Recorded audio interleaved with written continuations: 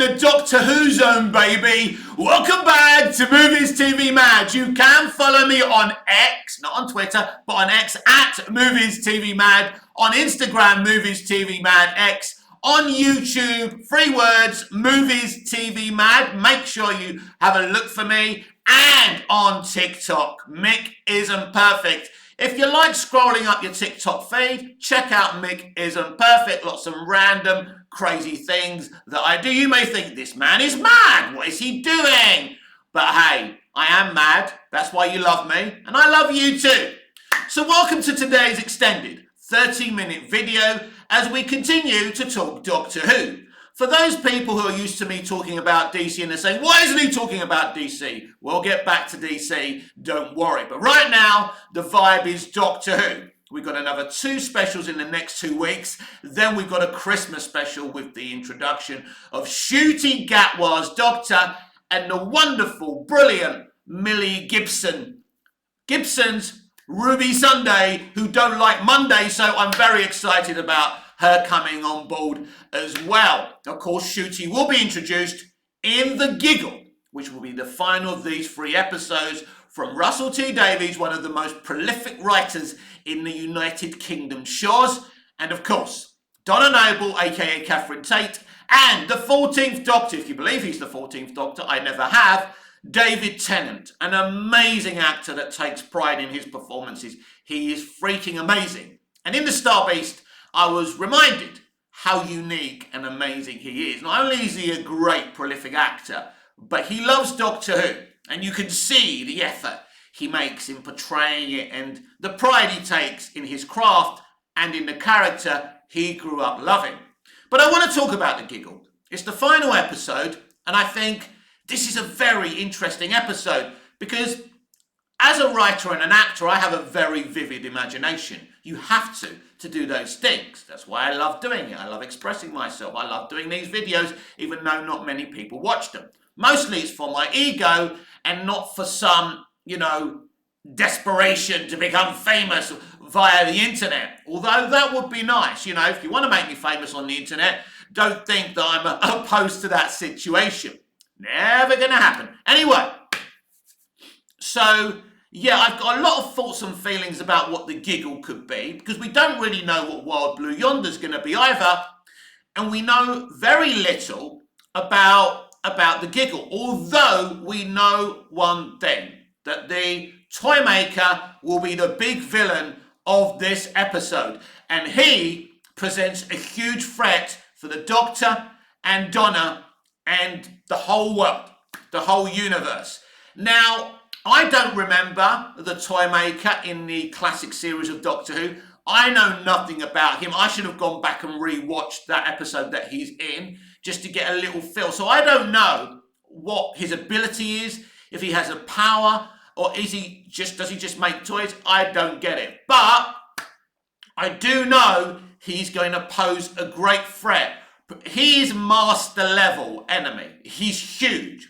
This one knows me. I love that scene. It's brilliant. But it's going to be very, very powerful and very, very interesting, because what really captures my vivid imagination about this final 3 episodes for the 60th anniversary is that The Giggle needs lots of resolution. It needs to resolve a lot of things, but it's also creating a lot of things as well. And as I say, it has to introduce the brand spanking new 15th Doctor, which I'm very excited to see on the screen, of Ncuti Gatwa, because I think Ncuti and Millie are going to be as loved as Tennant and Piper and Tennant and Tate and Tennant and Agyman and Eccleston and Piper, and Amy Pond and the Doctor, so, and all the other companions we've had since the show's come back, and the classic companions, right? Let's not forget the classic show. No classic show, no Doctor Who. We all know that, right? No comics, no Superman. You get it, right? Don't forget where things come from. So I don't really consume comics, but I respect them for giving me all these brilliant characters. Now, I was introduced to Doctor Who via the classic series and via the Peter Davison era. It's why I still love Doctor Who to this day, and probably Peter's Doctor is always going to be my #1 Doctor. But they're all valid to someone. That's what's so utterly unique about Doctor Who. Even if you don't like Jodie's Doctor, there's hundreds of thousands of people around the world that will love Jodie's Doctor and Chris's era. And that's okay. And we shouldn't try and unvalify people who like a certain thing that we didn't warm to. That's very important to me as well. Talk about what you like, talk about what you love, don't talk about what you hate. But in terms of the giggle, yes, we need lots of resolution. We're going to have to find out why David's Doctor has returned. Even though he's the 14th in number, he pretty much is the 10th Doctor. But he's not the 10th Doctor. How has this happened? I said this in yesterday's videos. We all know, if you know Doctor Who, if you've watched like 30 minutes of Doctor Who, you know the same actor can't come back as the same Doctor. Now, it happened in, Journey's End, when part of the human meta-crisis, there was a double of David's Doctor. He was a mixture of a human Time Lord Doctor. Half human, half Time Lord. And Donna was mixed into that meta-crisis. So that's who I believe this Doctor is. Now, it's pretty clear he doesn't know that.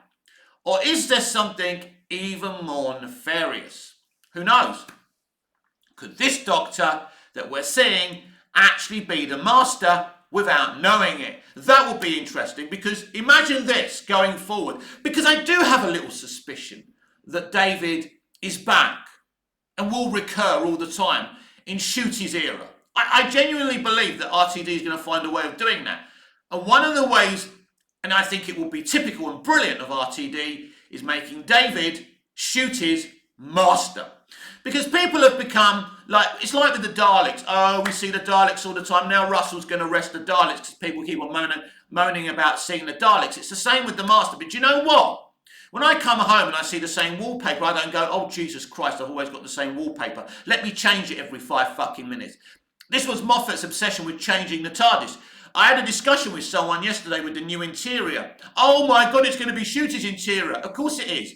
RTD had the same interior for the TARDIS throughout his first run. And I believe this stunning, expensive interior will stay there until the day Russell retires from Doctor Who for a second time. Where Moffat always had ants in his pants, he was always renewing Doctor Who and giving us the tagline where Doctor Who is about changing all the time and about change. Doctor Who's always been about change when we had a new person in, right? And that's okay. But even when you look at David coming in from Chris, the show didn't really change that much. It didn't really renew itself. RTD kept a level of consistency with his Doctor Who. And I like that, where Moffat always was obsessed with changing things, right? And in the end, if you change things as often as Moffat did, and I loved a lot of things about the Moffat era, Moffat is a vivid, great writer. He's brilliant. But if you change things too much, then it becomes a bit disconcerting, doesn't it? Because ultimately, people don't like change. That's why people find it hard to get used to a new actor as the Doctor. Ncuti's going to be lucky because, well, he's lucky and he's not. Because if he came in straight after Jodie, which was a less than popular Doctor, he would have been more embraced more quickly. But now we've got David for even 3 episodes, right? That's a lot. Because he's, let's be honest, along with Baker, he's one of the most, if not the popular actor as the Doctor. We all know that. So it's difficult for Ncuti, but luckily for us, RTD is writing for Ncuti as well, which makes things a little bit easier to get used to. And it's going to be a lot of fun, but it's going to be done in the typical RTD way. If you like the way RTD does things, you should be very excited for the future of Doctor Who. So as I say, the giggle has to really, do a lot of things. The resolution, the actual story of that episode, which is the Toymaker. Now, an interesting thing happened in Star Beast, where we get kind of Meep saying, wait until I tell my boss, or whatever he said. Now, clearly, it's mostly possible that the Toymaker is his boss. But who knows? There could be a bigger bad coming in the, in the Ncuti, in Ncuti's era of Doctor Who, and we don't know that. But I would assume that we're seeing these 3 episodes as a mini-series, right? So it makes sense that, the Toymaker is being set up and being teased within that moment. So that's very exciting. But I do think that the Toymaker is a huge level villain. And it makes sense that we're getting him in kind of the season finale of this trilogy of David Tennant returning as the Doctor. So you're going to see some. I already said this. If you want to compare it to other RTD Doctor Who, I think you can compare the Giggle to the End of Time Part 2. And I think it's going to be huge, emotional, epic, and heartbreaking. And one thing's for sure, again, I mentioned this a couple of days ago and I mentioned this yesterday. I don't believe Donna's safe for 1 minute. Now, it's interesting, the methodology, get my words out, and the thinking around bringing Donna back, because I spoke about this as well, that I thought it was always risky bringing Donna back because they gave her a really satisfying ending in the memory wipe. I know some people say, well, what do you mean? And I said, I keep on saying this as well. I say a lot of things and then I talk about them again. But yeah, I said this as well the other day, that, you know, bringing her back was risky because he's now undone the thing he left her with. That tragedy was very satisfying from a character perspective because that's who Donna always was. But there's something else very, very interesting about the Giggle.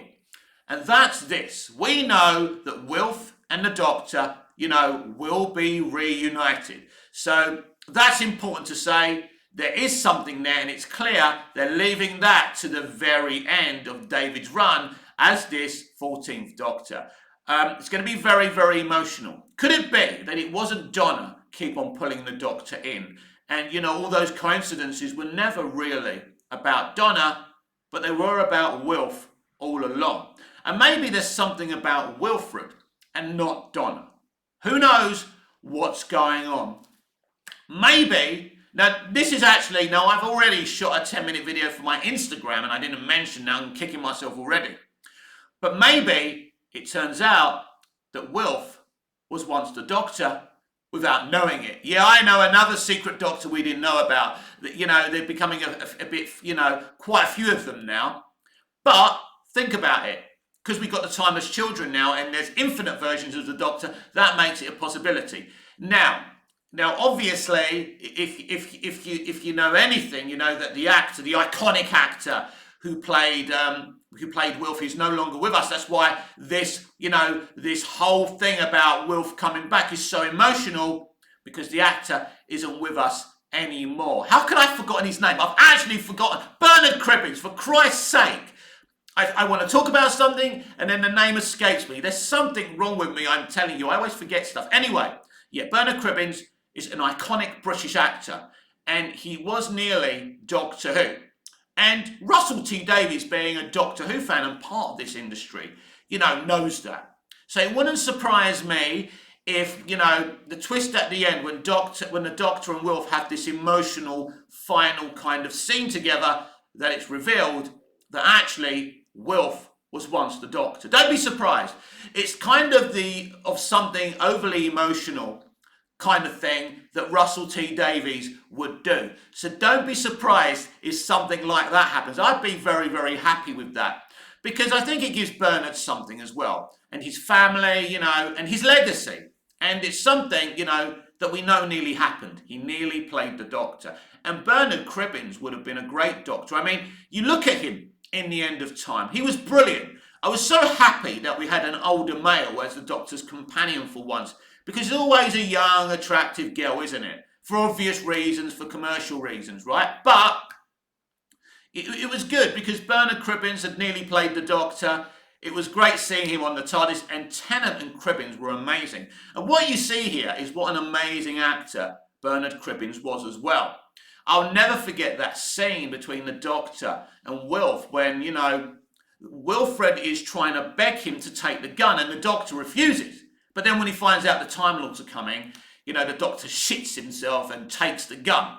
That's classic RTD. You don't expect that. But it's a really emotional scene between Wilf and the Doctor, who have formulated this special bond through him first seeing him in Voyage of the Damned behind the kiosk, and then seeing him in Series 4 and realising it's Donna's grandfather, and then the adventure they go for in The End of Time. And the huge thing in the end, that, it was Wilf chasing him down, and it was him with the 4 knocks.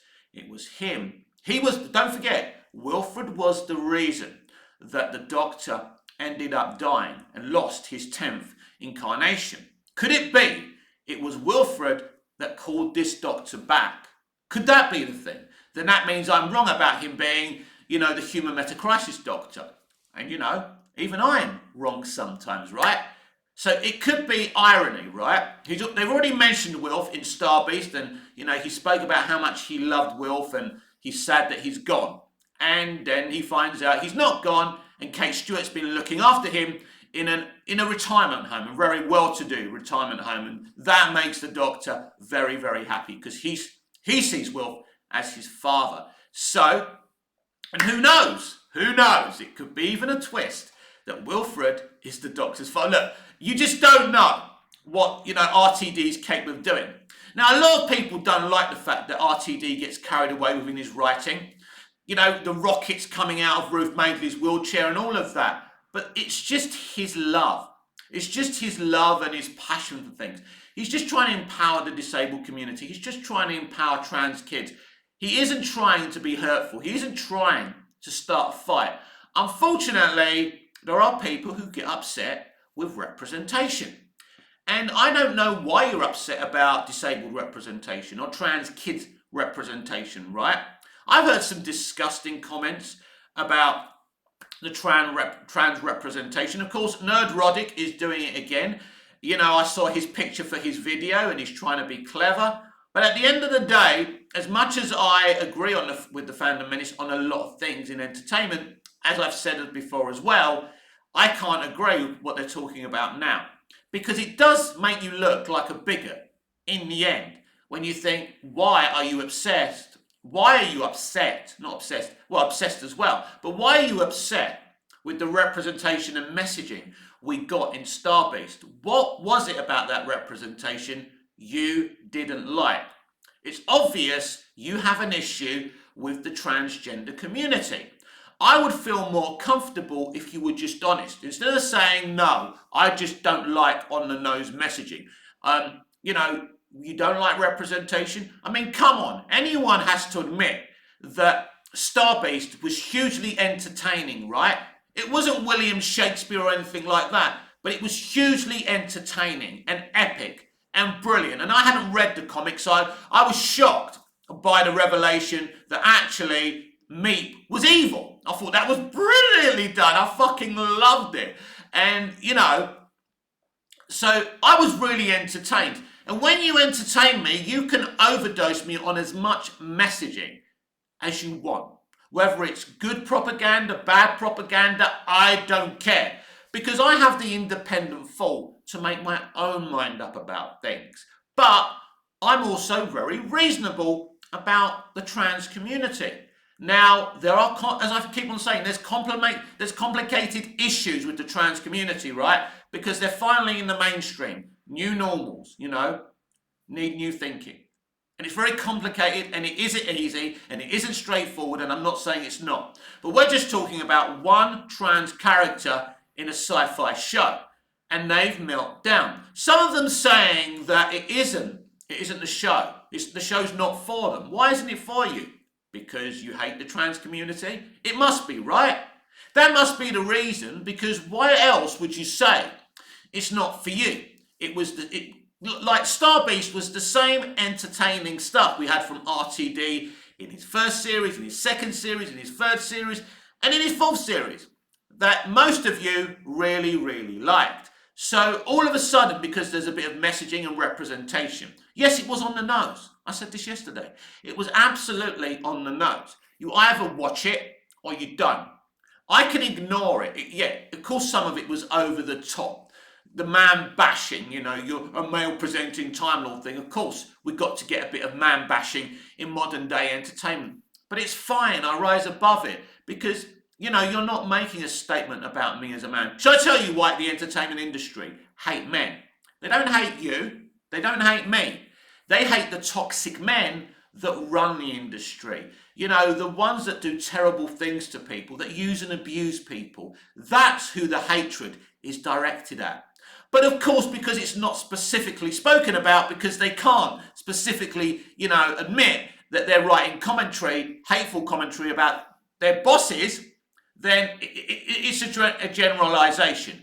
And as a bloke, you do kind of get hurt. But at the end of the day, you've got to understand why people are doing what they're doing. And in the end, I understand it's part of the modern day entertainment industry. You just take it on the chin. Because I want to continue to watch Doctor Who. I want to watch James Gunn's new DC Universe. And sometimes there's going to be on-the-nose messaging that's going to go way above my head. Because I don't want to be robbed of good entertainment. And I know James Gunn's going to give me good entertainment in DC Universe. I know Russell T Davies is going to give me good shit with Doctor Who. I mean, when it comes to Russell T Davies, the blinders are really on for me. I love him. I love his style of writing. My gratitude for him bringing Doctor Who back so prolifically. I will never stop being grateful. And I just love the way he writes, and I love the way he makes Doctor Who. And I'm so happy he's back running Doctor Who. So a bit of messaging isn't going to upset me because he made a really huge, epic, awesome episode of Doctor Who that happened to have some messaging that I can ignore. And he got very overexcited about his messaging. Russell gets overexcited. We saw that bit in The Voyage of the Damned when the Queen's waving to the Doctor and saying, "Thank you, Doctor." You know, that's Russell. He gets overexcited. But it's okay. I'd rather a writer get overexcited and be passionate than having no passion and excitement within their writing. AKA Chris Chibnall. So I'm really glad that he's back. And in terms of messaging, I'll take any shit from him because I know the stuff he's going to give me is going to be entertaining. So the Star Beast has to do a lot of things. Sorry to say that again. The Giggle has to do a lot of things. And the resolution is going to be very interesting. And how they wrap this whole thing up will be very interesting as well. But I think, yeah, I would expect some huge cameos in the Giggle as well. I would expect that because I think at the end of the day, it is a 60th anniversary special and you would expect something. Now we know Bonnie Langford's character from Classic Who is coming back. Now it could be that we see her in the Giggle episode as well. Be very interesting what kind of role Bonnie Langford plays in the Ncuti Gatwa era as well. We know who she's playing. She's playing a previous companion. But what kind of role is she going to play? Very interesting that Russell decided to bring her back. Well, he needed a new Sarah Jane Smith. Bonnie Langford is one of those respected, illustrious actors. So it's very, very exciting to have her, you know, in the Whoverse. So, you know, that's brilliant. It's more genius from Russell T Davies. It is really a lot to look forward to in the future of Doctor Who. If your mind's open, if your mind's closed, you're not going to watch it, and that's fine. We're still getting these silly discussions that 5.1 million isn't enough for Doctor Who when it's one of the highest rated overnights that we've seen this year. Now you can sit there for as many times as you want and kind of prostate that overnights are all that matters, and when you add the iPlayer views, that doesn't matter.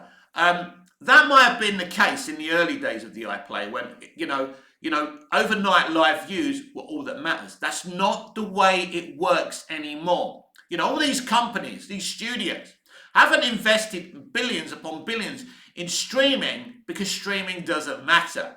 Catch up ratings matter. Viewerships matter very, very much because people, not everyone, watches their stuff live. So now the overnights are only half of the story. And we won't know the rest of the story till I think next Monday when we get the iPlayer views as well. And it'll be very, very interesting. But whatever happens, these people will spin it as a bad result. The Doctor Who overnight ratings are not bad. They're very good. But they were never going to be 10, everyone's talking about the Day of the Doctor getting 10 million. Right, okay, the Day of the Doctor was one event. And I believe the Giggle will do better. The Giggle will do better than Star Beast because everybody knows that's the event episode as well. So more of those people will watch live rather than, watching it on catch up on the iPlayer. But say what you want. The ratings are successful, some of the highest we've seen this year, and that's all that matters. We don't live in the same era where Doctor Who can bring in 12 million viewers like it did in Eccleston's. Eccleston's first episode was about 7 million. I think Jodie's was about 10, something like that. But then Jodie's went down really quickly, and of course Eccleston's stayed solid. But I think Doctor Who then averaged around 6.5 million. So, on average episodes. So Doctor Who's always averaged around those episodes. So these people will say anything to prove their point, to suck you in that Doctor Who is dead, that it's R.I.P. Doctor Who. No, Doctor Who is alive and well, and it's exactly being run by the person it needs to be run by. One of the most prolific writers in UK television history, Russell T Davies. And when you watch The Giggle, you're going to see how good this guy is. And, I can only guess what we're going to see in that episode. As I say, lots of cameos. Don't be surprised if Billy Piper's Rose Tyler turns up. And if this Doctor isn't the human Metacrisis Doctor, he may actually turn up with his TARDIS too. A lot of interesting twists and turns are going to happen in this episode. A lot of surprises. But one of the things I've been predicting about The Giggle, I believe is going to happen, is that Russell T Davies is going to create a new, interesting future for Doctor Who. Whether that's opening up the Doctor Who multiverse or doing something else, or doing something that kind of, in a way, reboots the Doctor Who universe, I think that's exactly what he's looking to do. Because, we spoke about the timeless children yesterday, and I keep on speaking about it, that you either ignore it or you face it. And clearly, he's decided to face it, deal with it, then move on from it. And I think ultimately, if this is the case, he's making the right decision. You can't ignore the timeless children. It's there, it's part of canon.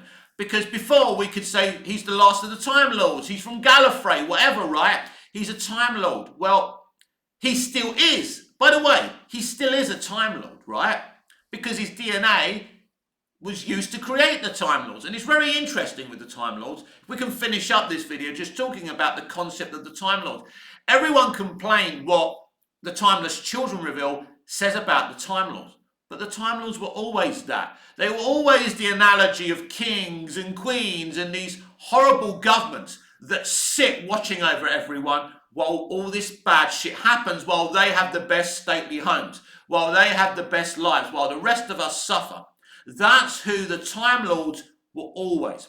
But now we find out that they stole the Doctor's DNA to create Time Lord society. In fact, what Chibnall did here is exactly how and why the Time Lords were created for. The Time Lords were never the good guys. The Time Lords really were a pompous race of people, an arrogant race of people, and all the Timeless Children does is actually confirm why and how they were created. Basically, that's it. It confirms what we've always known they were. So people are upset because, the Timeless Children says that Bill Hartnell's Doctor isn't the first Doctor, but he's still the first televised Doctor. He's the first Doctor we ever saw. Nobody can take that away from you. What Chibnall did was create something a little bit new, a little bit more interesting. And if it was me, and if I was running Doctor Who as Russell is right now, I would expand on that interesting concept. Because if you take away your butthurt feelings and you think about the Timeless Children, it actually is a very interesting origin story for the Doctor. Now, we know people don't want to know where the Doctor's from, and we don't want all the answers, but it would be interesting for a few things to be thrown at the Doctor and a few challenges, and the Doctor to be intrigued where he's from. That would be interesting. And I think, look, you can't ignore it. The Timeless Children has set a new truth about the Doctor, and that needs to somewhat be expanded upon. And Russell ignoring it doesn't solve the problem. Ignoring the fact that the Doctor has a new origin story doesn't make it go away, whether you like it or not. And eradicating it and unwriting it also isn't a good look, and that's why Russell isn't going to do it. It's there, it's happened, it has to be dealt with one way or the other. And I believe it will be.